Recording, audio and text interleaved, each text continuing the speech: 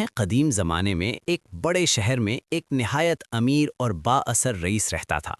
اس کی ایک ہی بیٹی تھی جو نہایت خوبصورت، باحیا اور گھڑ سواری کی شوقین تھی۔ رئیس اپنی بیٹی سے بے حد محبت کرتا تھا اور اس کی ہر خوشی کا خیال رکھتا تھا۔ ایک دن وہی بیٹی حسب معمول گھوڑے پر سوار ہو کر شہر سے باہر کھلے میدان میں سواری کر رہی تھی۔ ہوا خوشگوار تھی، آسمان صاف تھا اور گھوڑا تیزی سے دوڑ رہا تھا۔ اچانک گھوڑا کسی آواز سے بدک گیا۔ لڑکی کا توازن بگڑا اور وہ زور سے زمین پر گر پڑی۔ چیخ کی آواز سن کر نوکر اور اس کا باپ دوڑتے ہوئے وہاں پہنچے۔ لڑکی شدید تکلیف میں تھی اور اٹھ بھی نہیں پا رہی تھی۔ اسے فوراً گھر لایا گیا۔ شہر کے مشہور حکیم بلائے گئے۔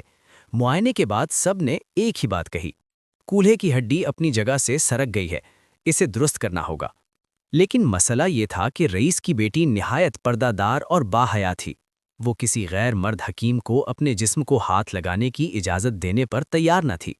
باپ نے بہت سمجھایا، منت سماجت کی، مگر وہ ہر بار انکار کر دیتی۔ دن گزرتے گئے، درد بڑھتا گیا اور وہ کمزور ہوتی چلی گئی۔ آخر کار کچھ دانا لوگوں نے رئیس کو مشورہ دیا: شہر سے باہر ایک نہایت قابل اور دانا حکیم رہتے ہیں، ان کے علم اور عقل کی مثال دی جاتی ہے، شاید وہ کوئی ایسا طریقہ نکال لیں جس میں ہاتھ لگانے کی ضرورت نہ پڑے۔ امید کی آخری کرن لے کر رئیس اس حکیم کے پاس پہنچا اور سارا حال سنایا۔ حکیم نے غور سے سنا، پھر پرسکون لہجے میں کہا: میں تمہاری بیٹی کا علاج کر سکتا ہوں بغیر اسے ہاتھ لگائے، مگر ایک شرط ہے۔ رئیس بے چین ہو کر بولا: جو حکم کرے منظور ہے۔ حکیم نے کہا: میرے لیے ایک بہت موٹی، صحت مند گائے خرید کر لاؤ۔ رئیس کو حیرت تو ہوئی، مگر بیٹی کی خاطر اس نے فوراً شہر کی سب سے تنومند گائے خریدی اور حکیم کے گھر پہنچا دی۔ حکیم نے کہا: 2 دن بعد اپنی بیٹی کو لے آنا، اللہ نے چاہا تو وہ ٹھیک ہو جائے گی۔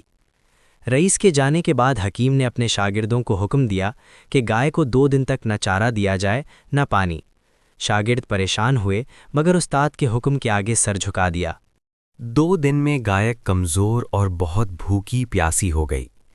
تیسرے دن رئیس اپنی بیٹی کو چارپائی پر لٹائے ہوئے حکیم کے پاس لے آیا۔ حکیم نے کہا: بیٹی کو احتیاط سے گائے کی پیٹھ پر بٹھا دو۔ سب حیران تھے، مگر کسی نے سوال نہ کیا۔ پھر شاگردوں کو حکم ملا کہ لڑکی کے پاؤں نرمی سے گائے کے پیٹ کے گرد باندھ دیں تاکہ وہ گر نہ سکے۔ اب حکیم نے گائے کے سامنے خوب سارا چارہ رکھوا دیا۔ 2 دن کی بھوکی گائے بے صبری سے کھانے لگی۔ پھر اسے نمک ملا پانی دیا گیا۔ شدید پیاس کی وجہ سے اس نے بہت سا پانی پی لیا۔ آہستہ آہستہ گائے کا پیٹ بھرنے لگا اور پھیلنے لگا۔ اچانک لڑکی نے زور سے چیخ ماری اور پھر بے ہوش ہو گئی۔ رئیس گھبرا گیا، مگر حکیم نے اطمینان سے کہا: فکر نہ کرو، اسے نیچے اتار لو۔ جب لڑکی کو بستر پر لٹایا گیا اور کچھ دیر بعد اسے ہوش آیا تو وہ پہلے سے بہتر محسوس کر رہی تھی۔ چند گھنٹوں میں وہ سیدھی ٹانگیں پھیلا کر لیٹ سکی۔ وہ درد جو کئی دنوں سے تھا ختم ہو چکا تھا۔ حکیم مسکرائے اور رئیس سے بولے: تمہاری بیٹی کی ہڈی اپنے مقام پر آ چکی ہے، اللہ نے شفا دی ہے۔ رئیس خوشی سے رو پڑا۔ اس نے حکیم کا بے حد شکریہ ادا کیا۔ حکیم نے صرف اتنا کہا: علم، صبر اور تدبیر، یہی اصل دولت ہیں۔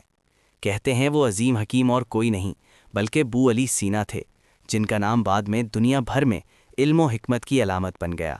اگر آپ کو ایسی کہانیاں پسند ہے تو ویڈیو کو لائک کریں، اپنی رائے کمنٹ میں بتائیں، چینل کو سبسکرائب کریں۔